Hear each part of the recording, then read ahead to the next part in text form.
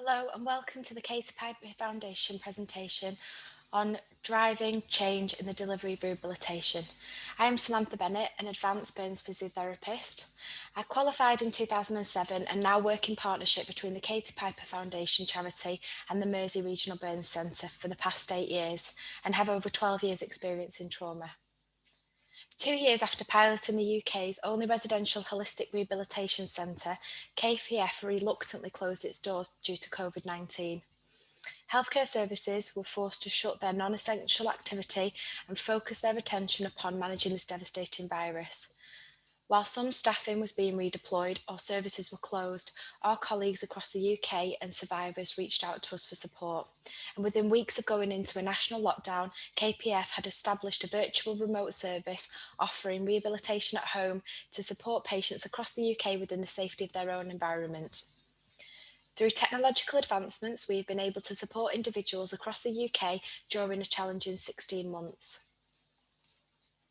Virtual rehabilitation has opened its doors to survivors across the UK and made the service accessible to all. Our criteria has significantly developed since this service commenced and is now any adult who has scarring resulting from a burn or major trauma.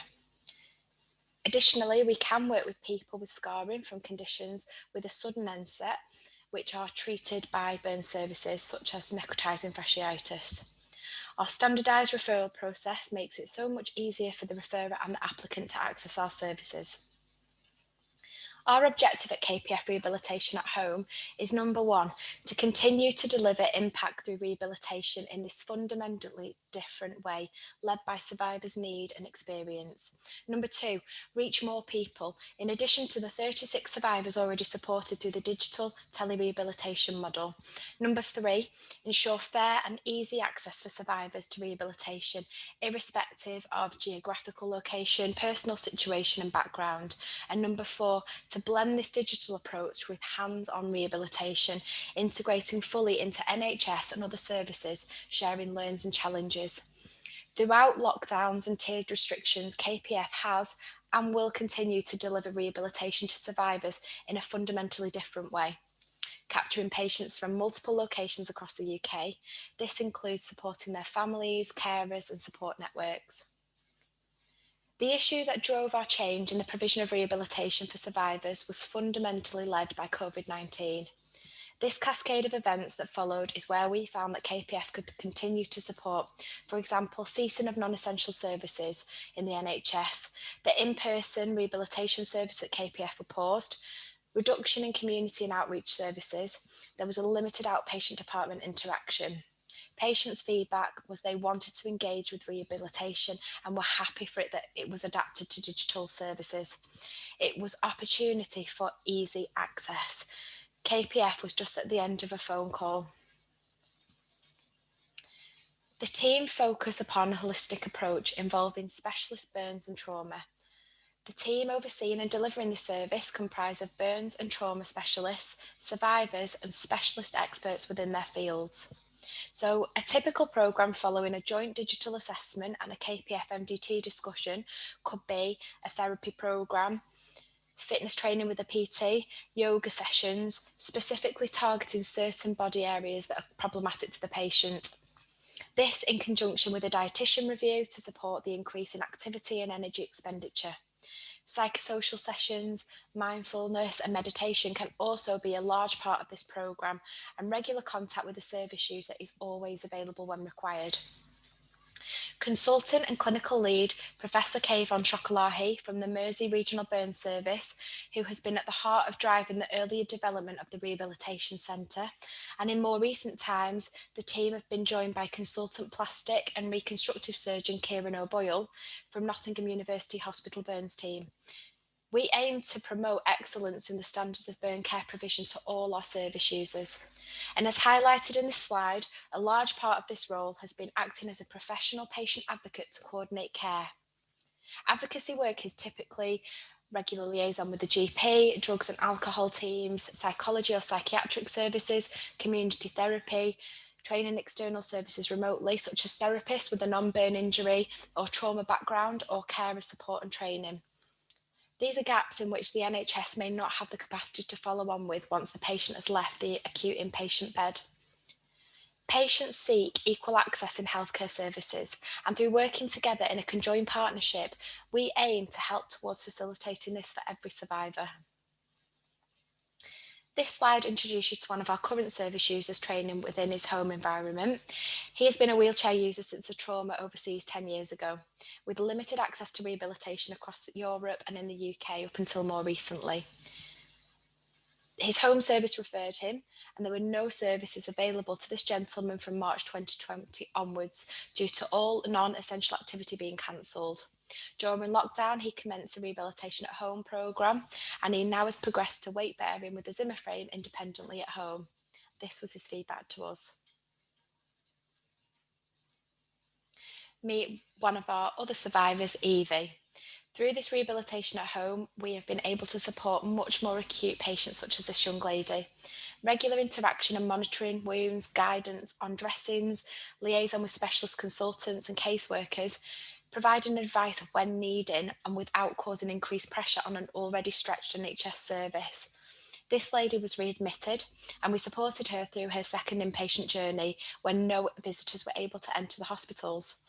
Seeing a familiar face through the amazing technology advancements helped support this process. Since the Rehabilitation at Home service commenced, we have supported 36 patients. This has ranged from burns to necrotising fasciitis and degloving trauma incidents where the patient have resulted in extensive scars. As you can see, the TBSA of these injuries have varied immensely. So for our burns patients, we have ranged from 4% to 66%, necrotising fasciitis approximately 15%, and our degloving injuries with a TBSA of between 9 to 22%. Rehabilitation at Home enables us to work collaboratively within the NHS in a network of communication to support the survivors of burns and trauma across the UK. Please see this snapshot of our referring services that we are currently supporting survivors from. Here is a statement from a local burns team therapist who we've been working with since early 2020, and she stated, "The support has been extremely beneficial to our therapy team and has allowed the patient to continue to progress." Another valued colleague we have worked with provided us with this statement about the services we have offered, and they found that KPF Rehabilitation at Home has been a great additional support of services working together.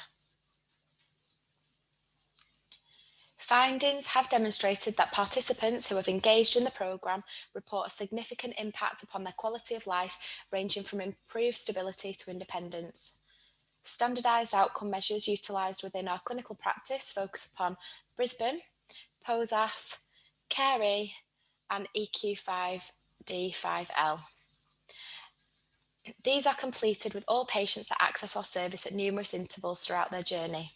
Please view a snapshot of our results from this slide. There have been clear observations on survivors flourishing during and after this programme, despite the negative impact of lockdown, and these are early reflected in analysis of outcome measures. To continuously re-evaluate our service, we also include specific patient service evaluation questionnaires and internal service performance indicators. And once more patient data has been uploaded to Apricot, which is our method of data collation and note keeping, and this is a system which has been established by the team alongside their clinical work within the last 18 months. This will support a formal study, which will be initiated looking in detail at specific question scores and the relationship of factors like duration between questionnaires and whether the patient was having tele-rehab or residential. There have been some challenges that the team that we are working towards overcoming. We hope that through channels of communication that we can express our role and purpose for KPF rehabilitation, supporting the NHS to facilitate ongoing future referrals. We are a small team with limited resources, but we aim to support patients in equal access of services.